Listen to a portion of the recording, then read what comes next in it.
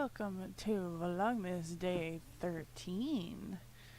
It's hard to believe it's been 13 days, but we've got 12 days left to Christmas, if I do my math correct, I believe. Oh, it's sneaking up on me super fast. Oh. So, today I thought I would do another story time. And I seem to always be wearing this outfit when I do a story time. But, yeah, today I want to talk about something that happened to me in real life. Last year, this time, I was in a hospital bed in my living room. Could not even walk to my bedroom to go to bed. And let me go back all the way to June of last year and explain to you why I was in a hospital bed. So, in June, just before June, the end of August, beginning of June, I was having what was called an MS exacerbation, basically where my MS was acting up with it for me. I was having extremely blurred vision, as well as having all over weakness in my body. It was so bad that I was having to use my walker again. Now let me explain something real quick before I start talking about all the medical stuff and all the stuff I had to go through.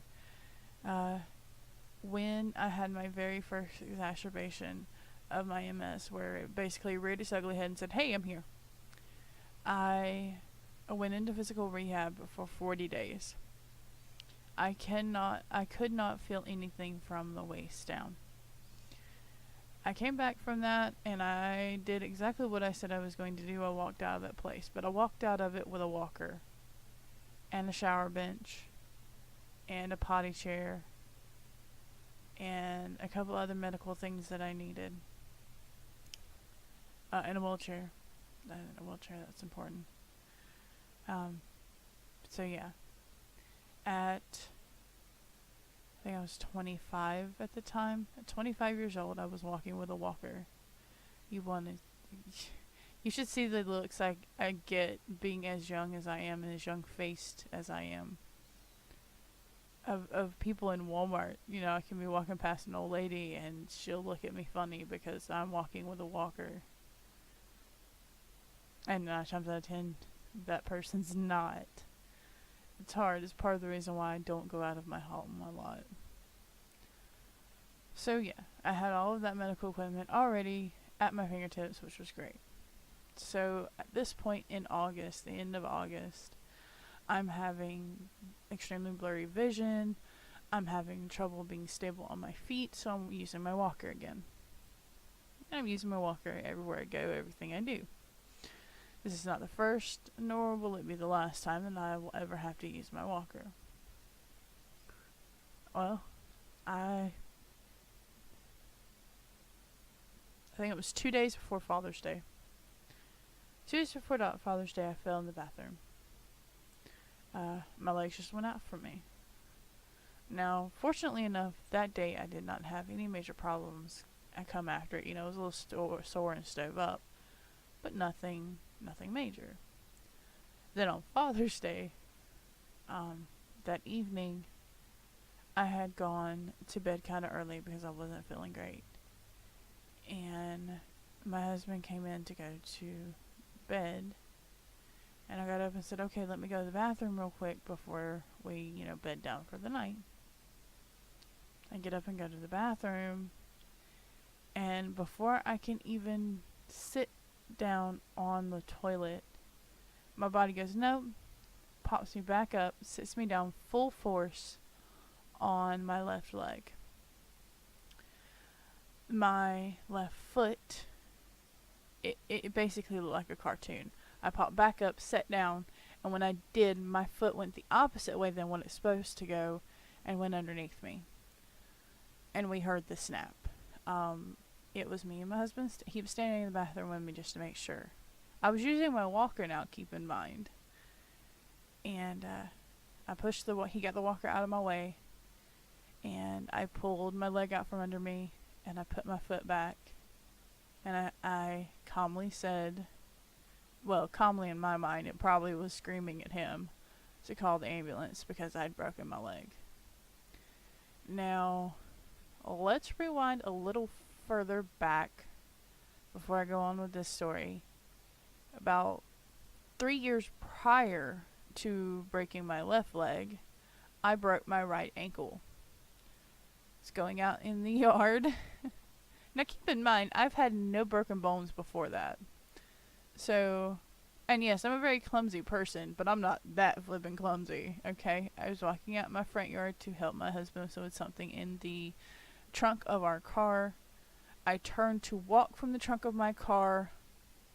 I don't know if I lost my footing, if my legs went out on me, but I set full force on my right ankle and broke it. This wasn't as comfortable as sitting on my bathroom floor, because you see, my bathroom floor has carpet. The yard was very cold, wet mud. I sat for a couple hours while I waited for the ambulance to come and get me. They took me on the ambulance. I wound up having to have surgery. Now that one wasn't as bad as this one. I had surgery, it healed, yada yada yada. Have a nice, big scar. So I'm sitting in the bathroom and the ambulance gets here. And they had to put me on, to get me out of the bathroom, they had to put me on a tarp because I could not fit the stretcher in my bathroom door. So they had to put me on a tarp, pull me out into my bedroom to get me on the stretcher to get me out of the house and into the ambulance. Well, this is embarrassing because this is late at night. Well, kind of semi-late at night. It was about 11 probably. My son's got school the next day. And no, he was out for summer. Okay. So, but he's now wide awake, crying because he saw Mama hurt. They get me on the stretcher, get me out to the ambulance, and get me to the emergency room, where we sit for hours. If anybody's been in an emergency room, you know how it is. And I think it's pretty universal across all emergency rooms. You sit for hours, especially if you're not bleeding out anywhere. So we sit for hours. They get me back in the room.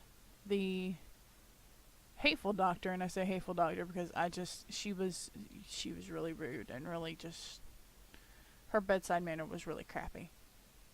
Comes in and says, yep, it's broke, after they've taken me and twisted my leg and done all of that, and I'm in massive pain. I have to keep in mind, the entire time this is happening, I have to pee really bad, and I can't get up and go to the bathroom. Because not only is my left leg broke, but I cannot use my right leg at all.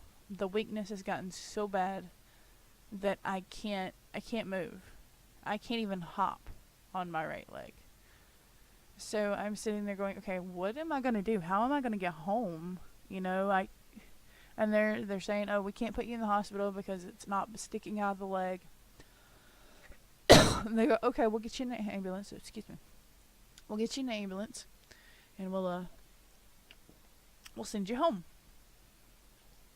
They load me up and they send me home, where I proceeded to sit in my bed for 5 days. Could not move, could not get out of my bed, did not have anybody to help me. I did not have like hospital pans and bed pans and things like that, so I literally, like a dog, had to have puppy pads put under my butt and towels that we have long since thrown away put around me so that I could at least urinate. Yeah. It was bad. So I sat for 5 days not being able to do anything. Not being able to move properly, not being able to lay properly, not being able to do anything. Well, finally they get me in to see the bone specialist. And the bone specialist looked at me and said, you shouldn't have waited 5 days. This is a really bad break. You're going to have massive surgery for this. Okay, well, I'll do the surgery. I have the surgery done. I spent a couple of days in the hospital. And got that done. And they have to send me to physical rehab because, once again, here I am having to practically learn to walk again. And I say practically because not only was I dealing with a broken left leg, but I was dealing with a weakness in my right leg. and the weakness in general all over my body. It was so bad. At its worst, it got to the point where I couldn't see. My vision was so blurred, even with my glasses on. I could not see. And then I was having, like I said, the general weakness all over my body, but it was so bad that I was slurring my speech. So I'm like, okay, something's up. I need to go somewhere. I can't go home yet. My house is not set up for me to go home. I do have a few medical things at home, but I do not have the equipment to take care of me to the extent I need to be taken care of. So they sent me to the first rehab hospital I was in. So I'm in that rehab hospital for 14 days. They tried to extend my stay there, but they could not. They wound up having to resource me out to another rehab facility to have longer treatment and all of that. While my leg healed and all of that, I was on steroids to try to stop the exacerbation.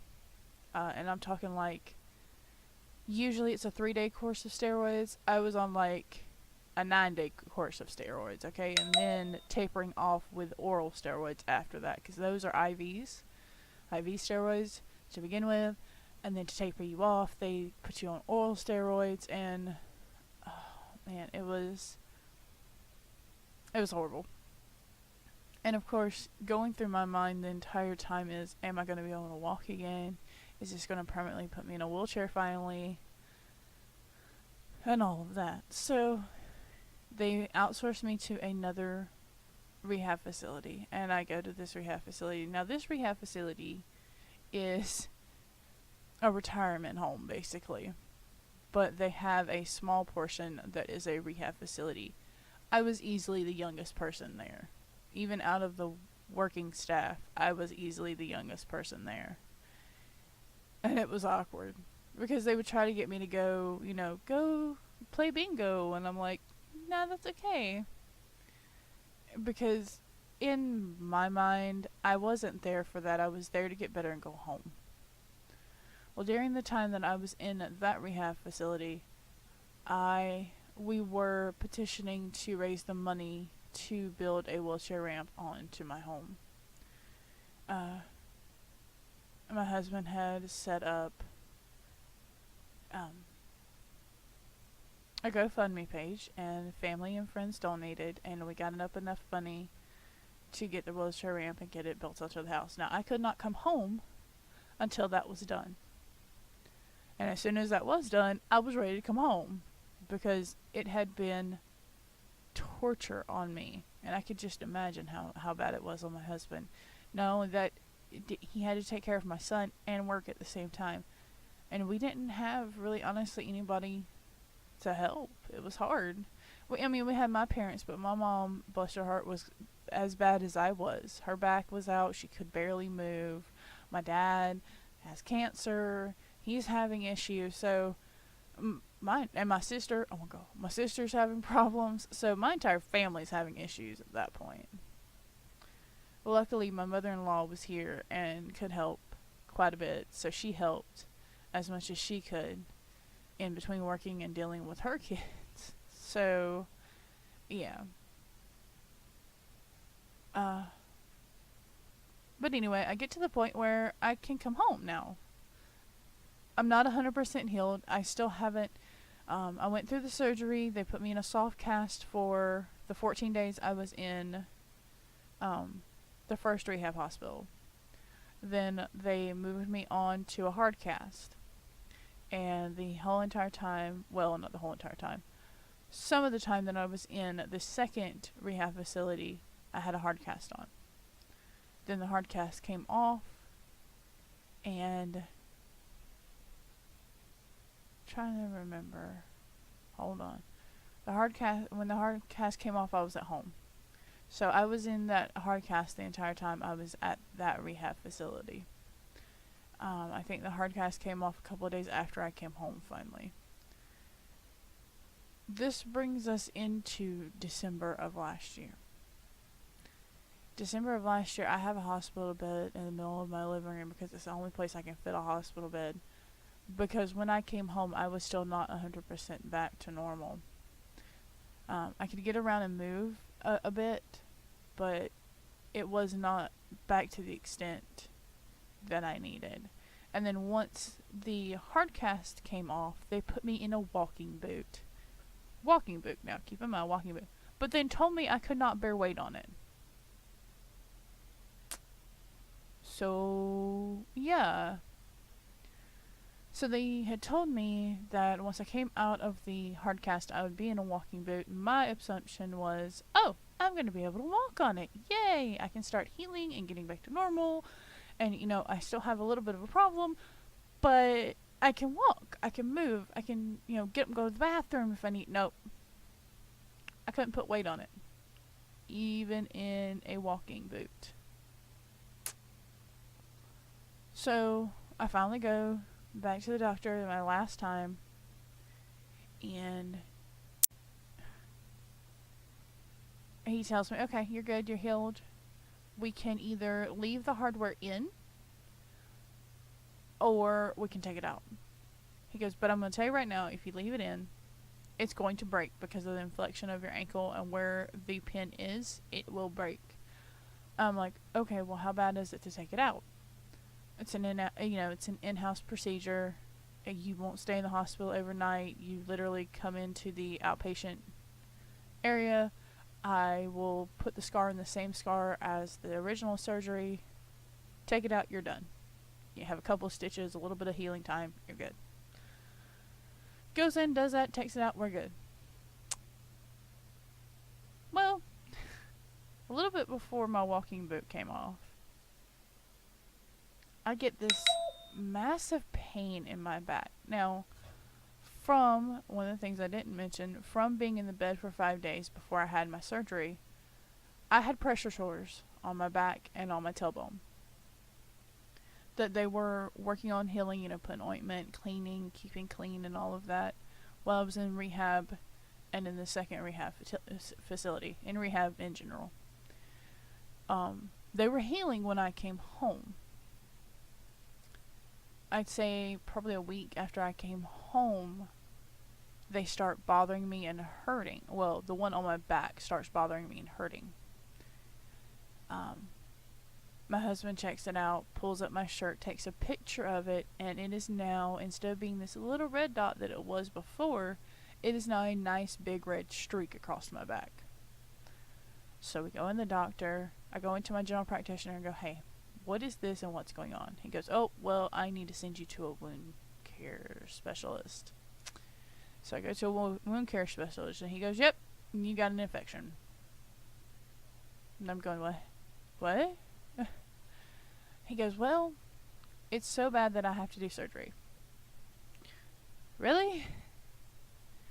He goes, okay, well, it'll be an outpatient procedure. It won't be, too bad. I'll just need to go in there, take a chunk of flesh out, and get the infection out. And send you home with a wound vac. Okay, so now not only can I not walk properly, I now have this vac on my back. Yay. So, I'm dealing with that. I'm dealing with the walking boot and all of that. All of that heals up nice and neat and all done with. Nice and neat is not the word for it, but it's the word I use for it, to be family friendly on this channel. And my wound doctor goes, okay, well, I can put a skin graft across your back to help heal the, ending part of that wound healing. The skin graft gets infected, and then I have to deal with that. Which, luckily, by that point, I was done with the wound vac and having to deal with what we called the Walking Dead smell, because the wound vac smelled like the Walking Dead sometimes. Oh, it was bad. It was really bad. Ugh. So I've dealt with that, and I've got the boot off and all of that, but now I can't walk properly. I literally had to have rehab come to my house and basically teach me how to walk again and how to get around and how to move again, because I had been so long from June all the way till I think it was February. Yeah, February. It was after February before I was to the point where I could walk again without any restriction. So yeah, it was hard. So that was the end of my 2016, beginning of my 2017. And dealing with that last year was pretty hard. So you can imagine what I'm going through this time of year, because last year it was bad.